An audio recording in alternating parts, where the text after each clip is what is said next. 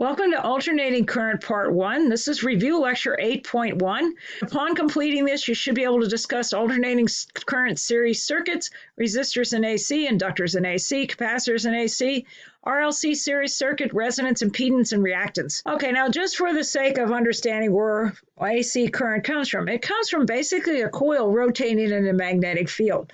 So I have a coil of area A, and with N turns, we only show one of the turns here just for convenience because it gets too confusing. But reality, these things have a whole bunch of coils, a whole bunch of turns in their coil. Rotates at an angular speed of omega in radians per second or at a frequency f in hertz in a field of strength B. The EMF generated is E of t equals NBA times omega times the sine of omega t. We can rewrite this as, of course, omega is equal to 2 pi f. So it becomes 2 pi f times NBA times the sine of 2 pi f times t. Or this, of course, would be the amplitude is this. Okay, so that is E max times the sine of 2 pi f t, or E naught, otherwise known as E max, the amplitude, times the sine of 2 pi f t. Now, E max is the amplitude. That is NBA times omega, or NBA times 2 pi f. And, of course, this amplitude is this right here. Here, of course, is time. Here's the EMF, and notice it's a sinusoidal output, which say that fast. Now, on notes on notation, okay, it's all over the place out there. You might see Emax or EM or EP or E peak or VB or V naught or Vmax or VM or V peak. To name a few of the many variations, and no, I don't make up this stuff. Often small letters are used for instantaneous values while capitals are used for peak or constant values, except for frequency. For example, V of t equals V sine 2 pi f t, where this big V is the peak EMF or the amplitude, and V of t, of course, is the instantaneous or time-varying value of the EMF. By no means are any of these universal conventions. There is no such thing as a universal convention in this, so you can't memorize your way through this. And you just have to suffer with the rest of the electrical world. I don't know why this is, but this is one of the worst places for no kind of convention whatsoever. Okay, so AC voltage. The output of an AC power source, otherwise known as an alternator or generator, AC generator, is sinusoidal and varies with time according to the following equations. E of t equals E max times the sine of omega dt, and that equals the instantaneous V of t. Of course, this is the amplitude here. Now, E of t or V of t are the instantaneous time-varying values of the voltage of the source. E max is the maximum output voltage of the source. It's also called the voltage amplitude, so this would be this height here. And the angular frequency is omega d equals 2 pi f, or 2 pi over t, where t is a period. F, of course, is the frequency in hertz. T is the period of the source in seconds. This book uses omega d here to emphasize that it's the driving frequency of the generator. Notice they don't use an F of d. By no means is this universal. I've seen this kind of thing where they just use omega for this. I've also seen where they use omega naught and they use omega g.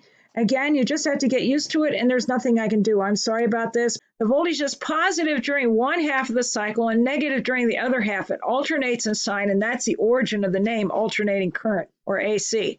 Now, the angular frequency is omega d equals 2 pi f, or 2 pi over t, where f is the frequency in hertz and t is the period in seconds. The voltage is positive during one half of the cycle and negative during the other half. The current in any circuit driven by an AC source is also an alternating current. It reverses direction and varies sinusoidally with time. The commercial electric power plants in the United States use a frequency of 60 hertz. In Europe, it's 50. The 60 hertz corresponds to an angular frequency of 377 radians per second. You just multiply 2 pi times 60, you'll get 377. And you might want to write this down, because rather than sit there and multiply 2 pi times 60 all the time, you'll probably end up like I have you memorize this whether you wanted to or not. Now, your typical wall outlet has a peak EMF of plus or minus 170 volts. That corresponds to an average or RMS value of 120 volts. And we always go by RMS values in AC, and later I explain why. This means that the wall outlet goes from positive 170 volts to minus 170 volts and back to positive 70 volts at a rate of 60 times per second. Okay, now an AC circuit consists of a combination of circuit elements and a power source. The power source provides an alternating voltage. V equals big V times the sine of omega dt. Of course, this is the amplitude. Now, for these notes, the book uses delta V for V, but since almost no one else does, I will usually drop the delta. It's implied whenever we're talking about the potential drop across an element such as a capacitor, resistor, and inductor. Lowercase symbols will generally indicate instantaneous time-varying values. Capital letters will generally indicate fixed values such as peak or average or RMS, and we'll talk more about that later. So an example of this, V of t equals capital V times the sine of 2 pi ft, where this big V is peak EMF, and I usually just call it V, rather than capital V or big V. And V of t is the instantaneous time-varying value of the EMF. The exception of this is the frequency is designated by a small letter f in hertz or omega in radians per second. As I said before, there is no such thing as a sign convention in this stuff. It's all over the place. I can't change this. You just have to get used to it. Now, I will try to make this clear, but you have to basically do your homework and practice with it because it's the only way you can learn this. There's no way of memorizing your way through this stuff because they change the notation all the time on you. One of the reasons I tell people you can memorize your way through this. Forced oscillations of AC circuits. The AC source drives the circuit at the driving frequency of omega d, regardless of the system's natural frequency omega. Forced oscillations occur at the driving frequency omega d, not omega. The time-dependent components, such as capacitors and inductors, can exhibit behavior that is determined by omega d. If omega d equals omega, you have resonance. And as with mechanical vibrations, you can build up very large amplitudes, in this case, voltages and currents, can result across components of the circuit. Now, whenever the natural angular frequency omega of a circuit may be, the forced oscillations of charge, current, and potential difference in the circuits always occur at the driving angular frequency omega d. In other words, the generator rules. The generator imposes everything on the circuit, and it goes by what the generator says. So the generator's in charge, which makes sense. How many people in here really hate vector diagrams? Yeah, well, guess what? We got them on steroids. They're going to rotate now. To simplify the analysis of AC circuits always makes me laugh when people say, what do you mean simplify? A graphical constructor called a phasor diagram can be used. A phasor is a vector whose length is proportional to the maximum or peak value, that is, amplitude of the variable it represents. So this length here is I max, or the amplitude of the current in the circuit. This V max here, this orange one here, is the amplitude of V. Okay, so that is the peak or amplitude.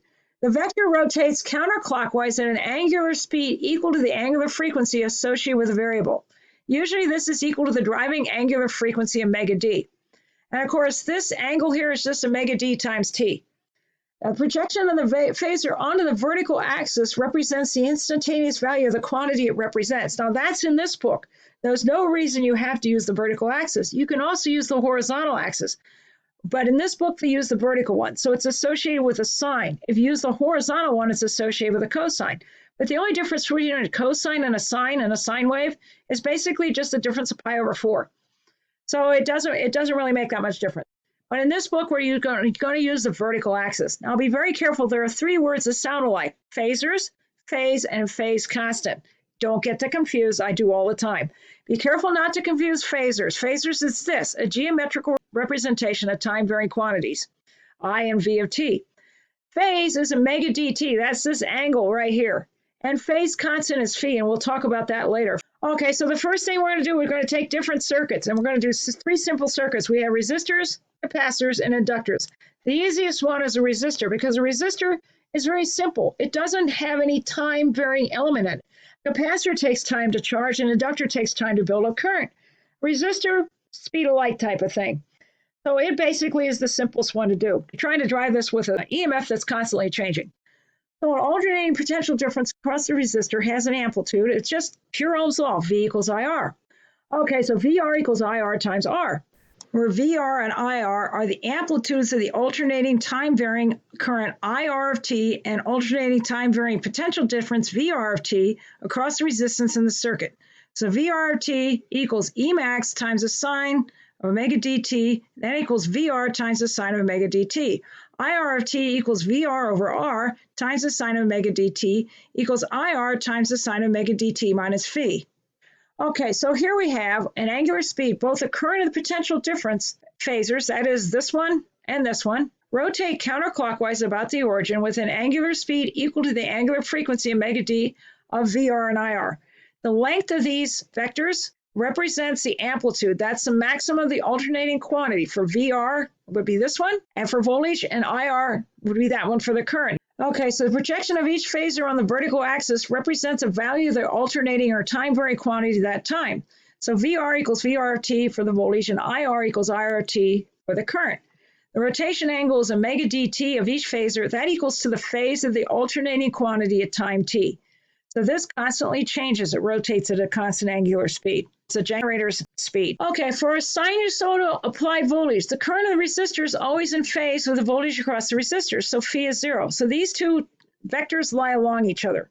The voltage and current peak at exactly the same times. Again, these two vectors lie along each other. The direction of current has no effect on the behavior of resistor.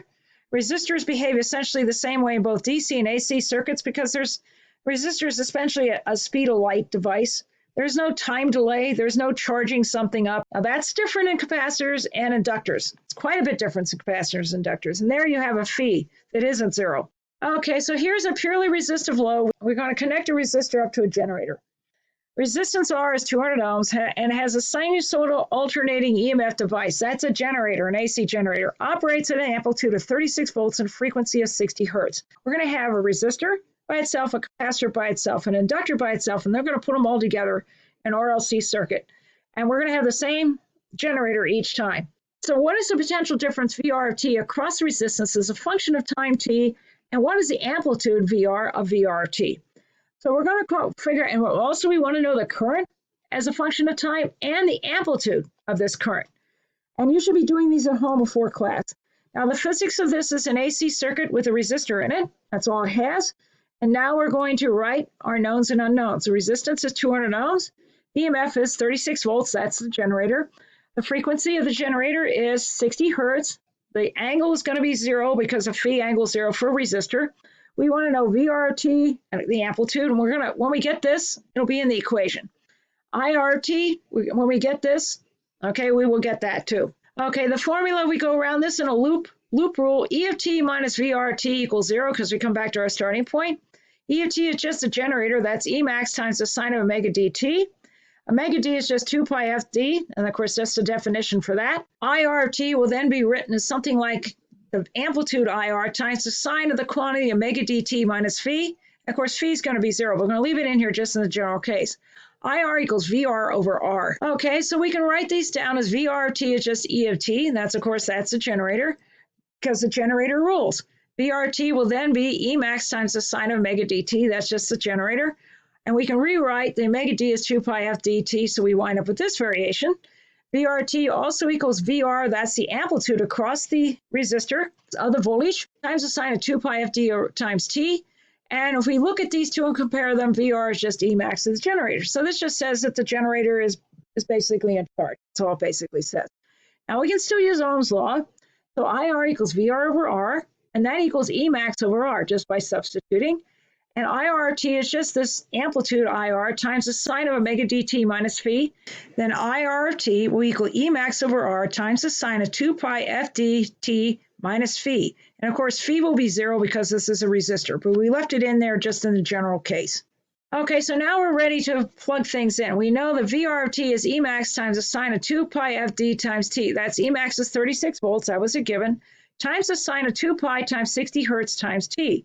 We can rewrite this equation, VR of t, which is the time varying voltage across the resistor, equals 36 volts, that's the amplitude, times the sine of 120 pi t, or you can rewrite this as 36 volts times the sine of 377 t, because 120 pi is 377. And of course, the amplitude is just 36 volts, which we can get right out of this equation.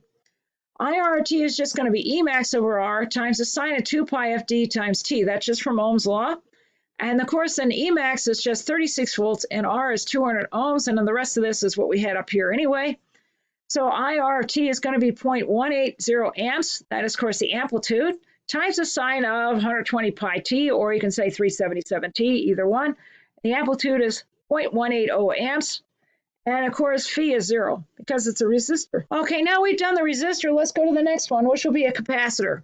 Kirchhoff's loop rule can be applied and gives E minus VC equals E max times the sine of omega dt, that's just a generator, minus Q over C, that's just VC at any time, equals 0, because we come all the way around the loop. Then we can say that VC of t equals Q over C, that equals E max times the sine of omega dt. That just comes from Q equals CV. Solve this for the current. IC of t equals dq dt, which is the time rate of change of charge. And of course, and if you don't have calculus, don't worry about that. So IC of t equals omega dc times E max times the cosine of omega dt.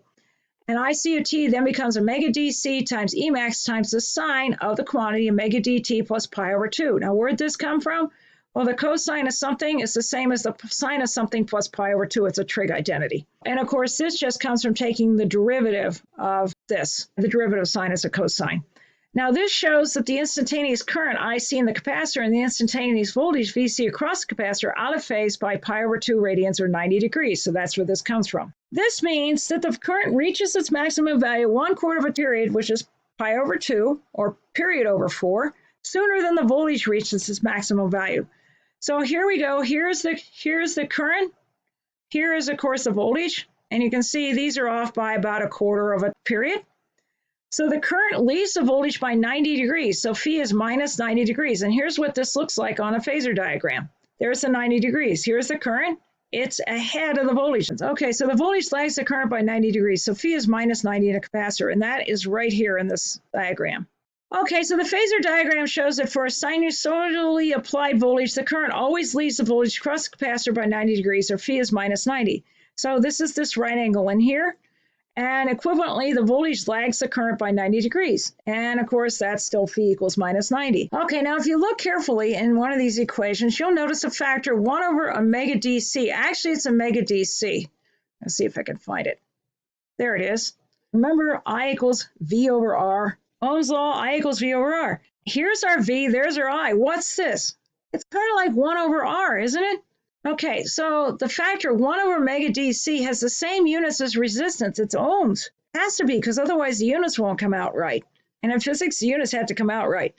It's related to current and voltage in the same way as resistance. Because 1 over omega dc depends on the frequency, it reacts differently in terms of offering resistance to current for different frequencies. And we can define this thing as a capacitive reactance. It's sort of like how the capacitor reacts to frequency. Define this as x of c equal to 1 over omega dc. And it has the same units. It's ohms. It acts like a resistance. But its value depends not only on the capacitance, but also on the driving angular frequency, omega d. It's frequency dependent. Why? Because the capacitor takes time to charge. That's why. The voltage amplitude and the current amplitude are related by VC equals IC XC, or IC equals VC divided by XC. As the frequency increases, the capacitive reactance decreases. And as this decreases, the maximum current increases. At high frequency, the capacitor, this goes to 0. At high frequency, the capacitor acts like a short or wire with 0 resistance. As the frequency approaches 0, XC approaches infinity. Because you're putting 0 down here. This goes to infinity. And the current approaches 0. At low frequency, this would act like DC voltage, and the capacitor would act like an open circuit. Why? Because capacitors like change. Okay, they like high frequency. When they like something, the reactance is low. That's the way I always look at that. Okay, so now we're going to take a purely capacitive load.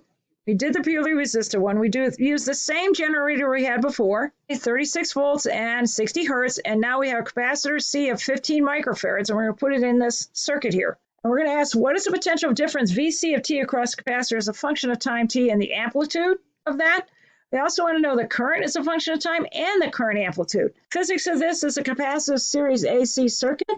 Okay, we write down our knowns and unknowns. Here, the generator, I'm not going to repeat those because we've had them before, but now we have a capacitor of 15 times 10 to minus 6 farads and always convert it to SI, especially in this. If you don't convert this stuff to SI, you're really going to have problems here. Okay, so now we know that phi, because this capacitor is minus pi over 2, we want to know VC of t and the amplitude VC, also IC of t and its amplitude. So around the loop, E of t minus VC of t equals 0. We also know the generator's E of t equals E max times the sine of omega dt. And remember the generator rules. Omega d is just 2 pi fd as usual. So IC of t will be equal to IC, that's the amplitude, times the sine of the quantity omega dt minus phi. IC, of course, is this amplitude equals VC, that's the voltage amplitude, divided by XC, which is the capacitive reactance. XC is also defined as 1 over omega dc by definition. VC of t is just going to be the generator because the generator rules, E of t. VC of t, we can rewrite this, will equal E max times the sine of omega dt. That's just a generator. VC of t equals E max, and we can convert this omega dt, omega d to 2 pi fd. So we're just writing different ways of doing this. Just so you get used to this because this stuff can be confusing.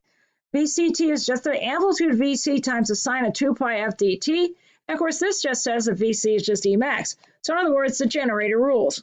The current is just going to be VC divided by the reactance, XC. So this becomes Emax omega DC has to equal Emax times 2 pi FD times C. IC of T is just IC, that's the amplitude, times the sine of the quantity omega dt minus phi, because we have this minus phi for a capacitor. Okay, so then IC of T is Emax times 2 pi FD times C times the sine of this quantity, 2 pi FD times T plus pi over 2. Okay, so now we can stick some numbers in there. VC of T equals Emax times the sine of 2 pi FD times T, or 36 volts times the sine of 2 pi times 60 hertz times T. We wind up with VC is just the amplitude of the generator, which is the 36 volts, times the sine is 120 pi times time. VC then is, of course, the amplitude of 36 volts. That's the peak voltage across that capacitor. IC of T is just going to be Emax times 2 pi times FD times C times the sine of this quantity, 2 pi FD times T plus pi over 2. That's that phi. So IC of T is 36 volts times 2 pi times 60 hertz times your capacitance of 15 times 10 minus 6 farads times this, what we had before, 2 pi times 60 times T plus pi over 2. Now you can't get rid of the pi over 2. IC of T is then equal to 0.203 amps. That's the amplitude IC. That's the current amplitude. That's its peak value. Times the sine of 377 T plus pi over 2. Okay, now we've done a resistor and a capacitor. Now what's left is the inductor. So we have an inductor. We're going to connect it up to a generator. And we're going to use Kirchhoff's loop rule and E minus VL. And why is it minus? Because the inductor fights change. So E minus VL equals Emax times the sine of omega dt minus L di dt equals 0. And VL of T will then equal L di dt, and that equals Emax times the sine of omega dt. And then VL of T is just Emax times the sine of omega dt. Now, we can solve for current by rearranging this and getting di to t by itself and then integrating it. And I didn't bother doing that in steps. I just told you about it. So IL of t equals Emax over L times the integral of sine omega dt dt, and that equals minus Emax over omega dl times the cosine of omega dt. Now, if you don't have calculus, if you're a Physics 122 student, don't worry about derivatives or integrals. You will need this, but you're not going to need this part. So don't be too worried about that. Okay, so IL of t then equals Emax over omega d times L times the sine of this quantity, omega dt minus pi over 2. Now notice we had for the capacitor was plus pi over 2. Now we have a minus pi over 2. And what this shows us that the instantaneous current IL in the inductor and the instantaneous voltage VL across the inductor are out of phase by pi over 2 radians or 90 degrees. 1/4 of a period. Okay, so the current is a maximum when the voltage across the inductor is 0. At that point, the current is not momentarily not changing. And at that point, the inductor is happy because the inductor hates change. And what are you trying to do to it? Make it change all the time. For a sinusoidal applied voltage, the current in an inductor always lags behind the voltage across the inductor by pi over 2 radians or 90 degrees. And this corresponds to a phi of positive 90 degrees. This is what I always remember. Inductors hate change. By Faraday's and Lenz's law, they produce a counter EMF whenever an external EMF is applied to them. This retards the change in current because that's what they try to do. That's why the current will lag behind the voltage in an inductor. See, you can see the voltage here reaches its peak a quarter of an entire period ahead of the current. So this is the voltage is leading the current. And this is what this looks like on here. Here's the current. Okay, here's the voltage. Remember, this thing's rotating this way. So the voltage is leading the current by 90 degrees. There's the 90 degrees. Okay, now the phasors are at 90 degrees with respect to each other. This represents a phase difference between the current and voltage. Specifically, the current lags behind the voltage by 90 degrees and phi is positive 90. Or we can equivalently say that the voltage leads the current by 90 degrees. These are both equivalent to each other. Okay, so the factor omega dl has the same units as resistance. Now, if you look back in here where the equation was, okay, where is this omega dl? There it is. Okay, V equals IR, or I equals V over R. This looks like a resistance, and it has the units of a resistance. So this is the inductor's reactance to whatever you're doing to it. Okay, so this factor, omega dl, has the same units as resistance and is related to the current and voltage in the same way as a resistance. WDL depends upon the frequency, so it reacts differently in terms of offering resistance to current for different frequencies. The inductive reactance of an inductor is defined as XL equals omega DL. Its value depends not only on the inductance, but also on the driving frequency. The voltage amplitude and the current amplitude are related by V equals I times XL, V equals IR. So it's the same thing as Ohm's law. So it's sort of writing Ohm's law, kind of writing it in a way for AC. So VL equals IL XL, or we can say that IL equals VL over XL. Now, what happens when the frequency increases? As this goes up, you're driving it faster and faster, and inductors hate change. So their way of reacting to anything that they react to, as something they hate, they make XL as big as possible. So as you make this increasing frequency, or increasing omega, you're trying to drive it faster and faster, so that makes XL bigger and bigger. And you look, as this goes up, that goes down. So as the frequency increases, the inductive reactance increases, consistent with Faraday's and Lenz's law. The larger the rate of change of the current in the inductor, that's the faster you're driving it, the larger the back EMF, giving an increase in reactance and the decrease in the current. In the high frequency limit, the inductor acts like an open circuit, just the opposite of what the capacitor did. As the frequency approaches zero, that is DC, the reactance approaches zero, because this goes to zero, that goes to zero. In the low frequency limit, the inductor acts like a short or small internal resistance. It's just the opposite of what the capacitor did. So these two are not only 180 degrees out of phase with each other, but they act opposite to each other. Okay, so here's a mnemonic for leading and lagging circuits. Let's see if I can get them to walk. There he goes. He's walking across the thing. I don't know if this will show. It probably cuts off his feet. But at any rate, there he goes. Okay, so the mnemonic for leading or lagging AC circuits. For inductance L, that's this, the voltage leads the current. And of course, this is EMF leads I. For capacitance C, the current leads the voltage. So current leads EMF. And of course, this is Eli, the Iceman. So that's a way to remember it. Now, the way I always remember that is inductors hate change. So the voltage is going to lead a current in an inductor, okay, because it will develop an EMF to counteract whatever's being done to it. And it does that right away, okay, or as fast as possible. Okay, now we're going to take the inductor and connect it across our generator. The same generator we had before with the 36 volts and 60 hertz generator. The inductance L is 230 millihenries, and a sinusoidal alternating EMF device, a generator, operates at this amplitude and frequency, so it's the same thing. What is the potential difference VLT across the inductance as a function of time? What is the amplitude of that voltage, big VL? And what are the current as a function of time and of the amplitude? The physics of this is an inductive AC circuit. Okay, we write down everything we know, and here is the generator ones. I'm not going to bother with those again. We've done it a zillion times. So we need the inductor, and of course, convert to SI. So 0.230 henries, and it's especially important to convert to SI in this. Of course, we know the phi because this inductor has got positive pi over 2. And we want to know VL of t and, of course, the amplitude. Once we get this, the amplitude will be in the equation. We can pick it out. And we need to know the same thing for current. Okay, so we do the loop law around this, the circuit, and we say E of t minus VL of t equals 0. The E of t is just going to be the generator, E max times the sine of omega dt. And, of course, this is just a definition for omega d. And IL of t is going to be its amplitude times the sine of omega dt minus phi. So IL is just from Ohm's law. IL equals VL over XL. And the definition of XL is omega d times L. VL of t is just going to be the generator, okay, E of t. And we can rewrite that as VL of t equals E max times the sine of omega dt.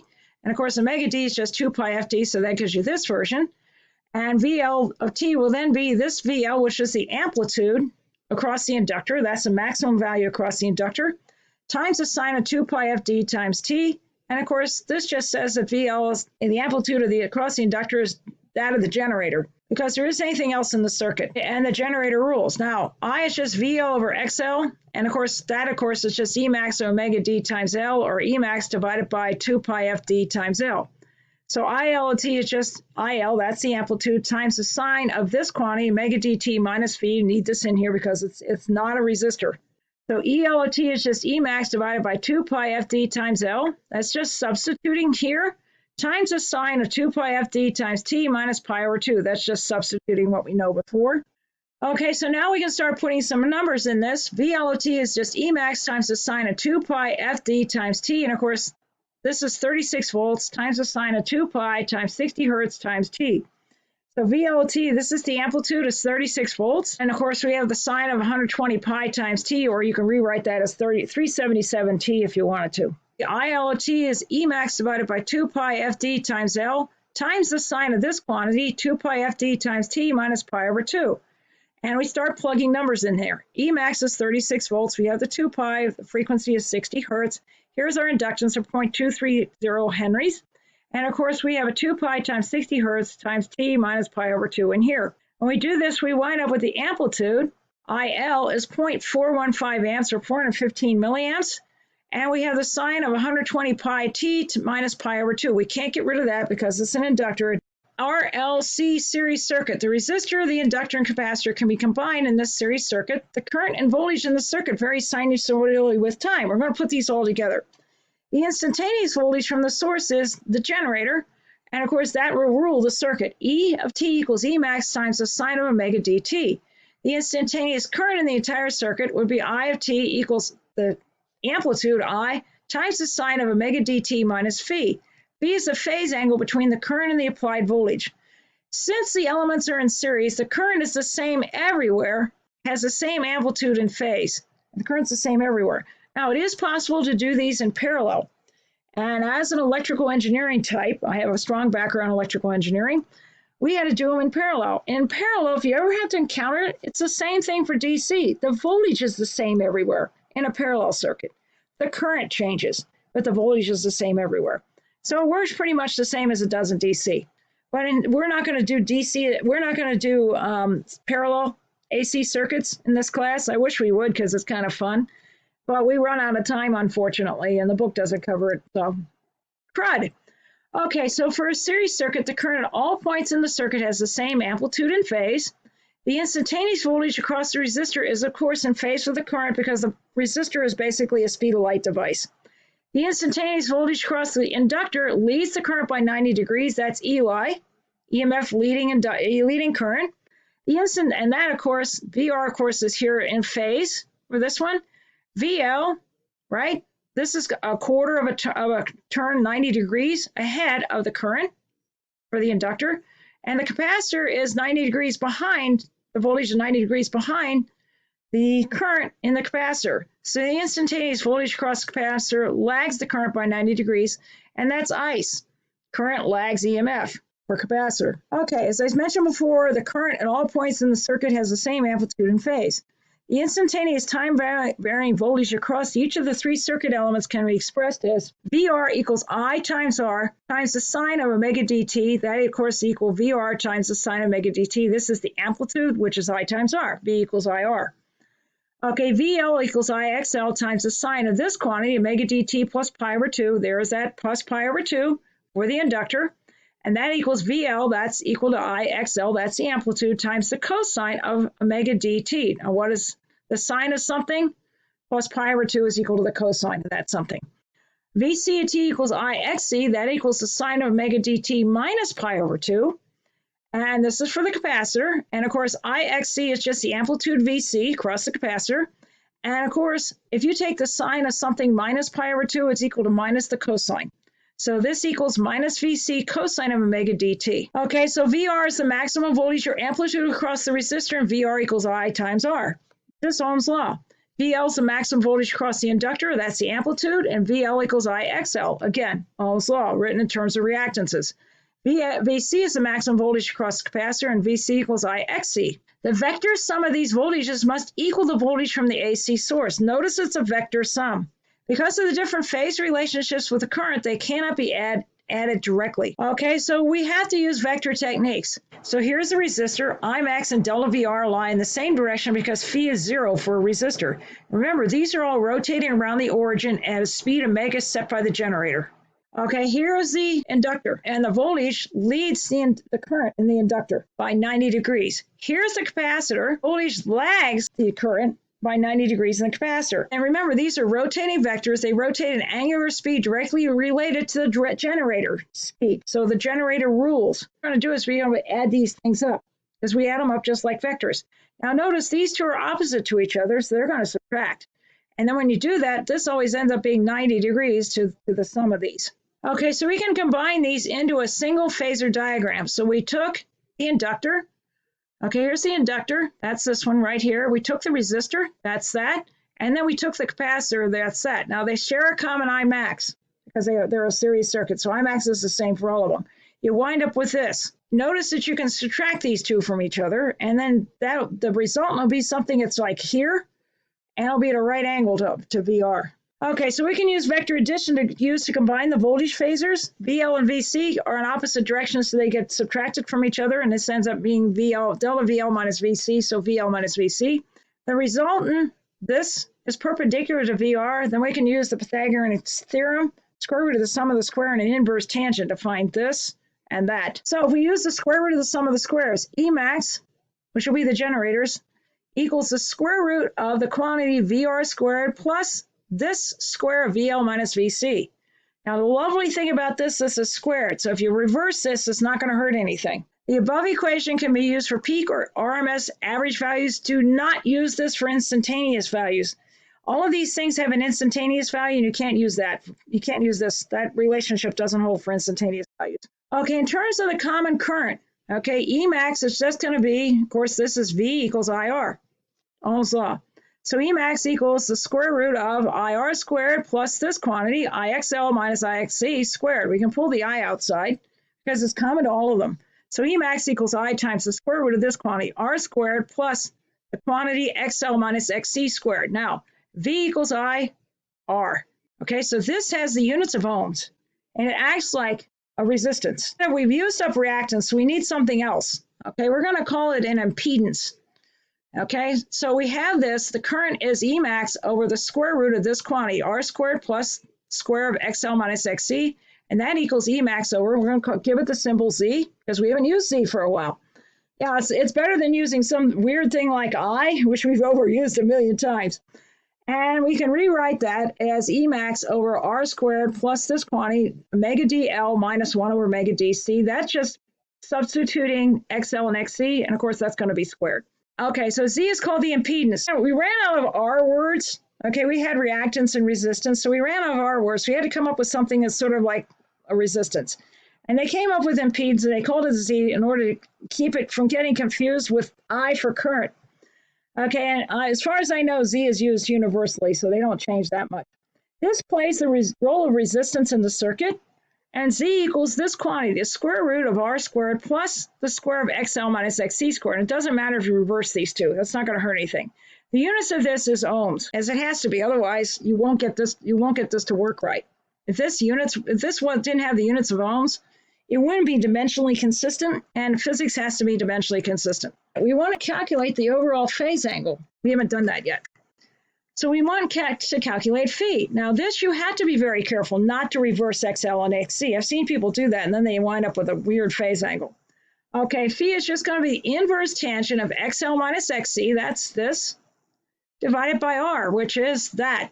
Okay, so it's this divided by that. Okay, so in other words, it's an inverse tangent of that. Okay, so phase angle can either be positive or negative and determines the nature of the circuit. So if phi is negative, okay, so phi is negative is here. XL is less than XC. You can see that from the original equation. So XL is less than XC. This occurs at low frequencies. The current leads the applied voltage, and the circuit is more capacitive than inductive. So in other words, what they mean by something capacitive or inductive, if XC is large, it's considered to be a capacitive circuit. If XL is larger, then it's considered to be an inductive circuit. If phi is positive, that's this. XL is greater than XC. This occurs at high frequencies.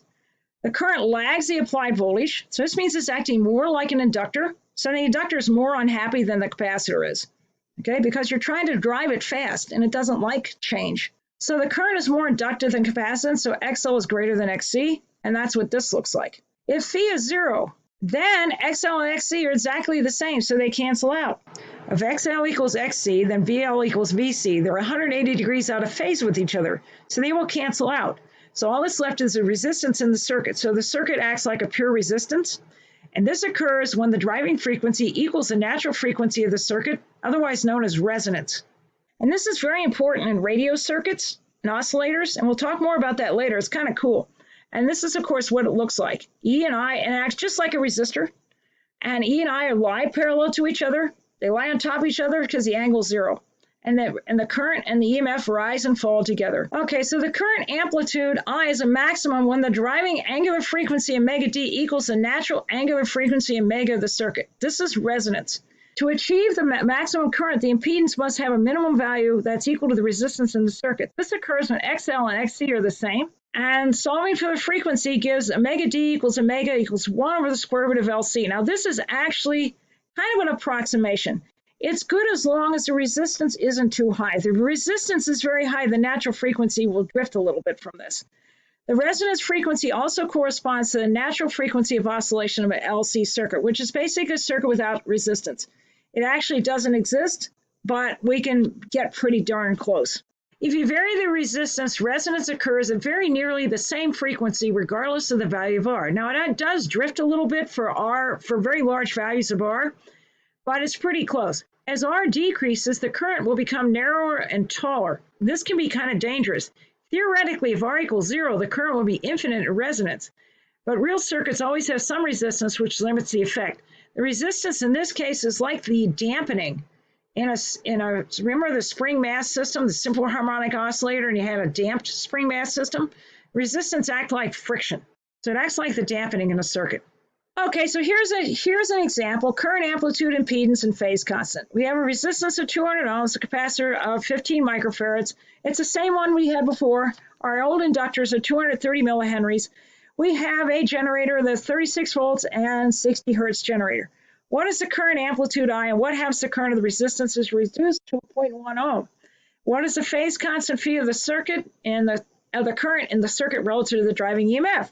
Physics of this is an RLC series AC circuit. You write down your knowns and unknowns. Now we have our resistor, 200 ohms, our capacitor, convert that to SI, 15 times 10 minus 6 farads, inductors 0.230 Henry. Here's our 36 volts and 60 hertz generator. We want to know I and phi.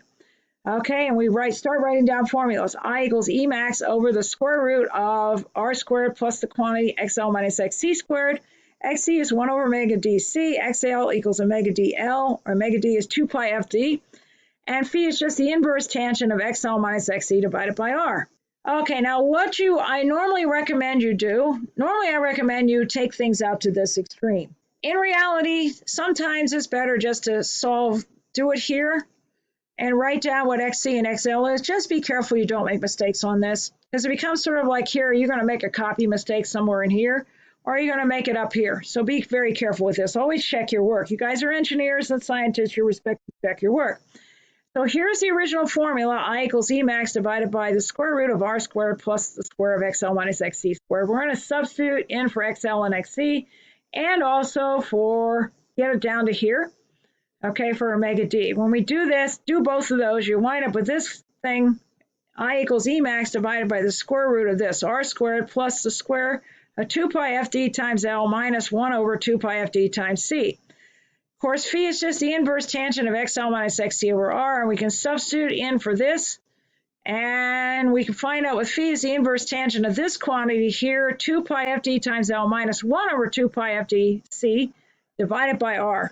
Okay, at this point, we're ready to start sticking numbers in. I just repeated this for convenience because it's very easy to screw up when you go from one slide to another. Here's our E max of 36 volts, and here's our square root. Here's our R squared, and as R is 200 ohms, we have our 2 pi times our FD is 60 hertz, times the inductance of 0.230 henries, and we have the 1 over the 2 pi of the FD of 60 hertz times the capacitance of 15 times 10 to the minus 6 farads. We check the units. This ends up being ohms, and of course this is volts, and that ends up being amps. So I equals 0.164 amps. Now if R is reduced to 0.1 ohms, so that would make this number smaller, this becomes a current of 0.399 amps. Now the reason it isn't higher is because this is not close to resonance. If this part of the circuit were exactly where these two balanced, what you would have is 36 volts divided by 0.1 ohm. That's 360 volts coming out of that. And the EMF of the generator is only 36 volts. So you got 360 volts coming out and 36 volts going in. This is how an LC oscillator works. They try to keep the resistance as low as possible to get the oscillations as large as possible. Okay, so now we want phi. Phi is the inverse tangent of this, and I just repeated this up here. So I'm going to plug this in here. Here's our 2 pi or 60 hertz times the inductance of 2.230 henries, and of course our 1 over our 2 pi times the 60 hertz times the capacitance of 15 times 10 to the minus 6 farads divided by 200 ohms. Phi is minus 24.3. This is a capacitive circuit. Phi is less than 0, and it's not very close to resonance. Resonance phi would equal 0, so it's really off from resonance. So x of c is then 1 over 2 pi fd times c, and we can figure out what x of c is. So it's 1 over 2 pi times 60 hertz times 1.5 times 10 to the minus 6 farads, or 177 ohms. XL is 2 pi f times L, or 2 pi times 60 hertz times 0.230 henries. That's 86.7 ohms. Now, these two are not anywhere near each other. If they were, it would be at resonance. And the current will lead the voltage, or the voltage lags the current. This is well below resonance, and we'll talk more about resonance in the next part. So please go to part 2 of AC, and thank you.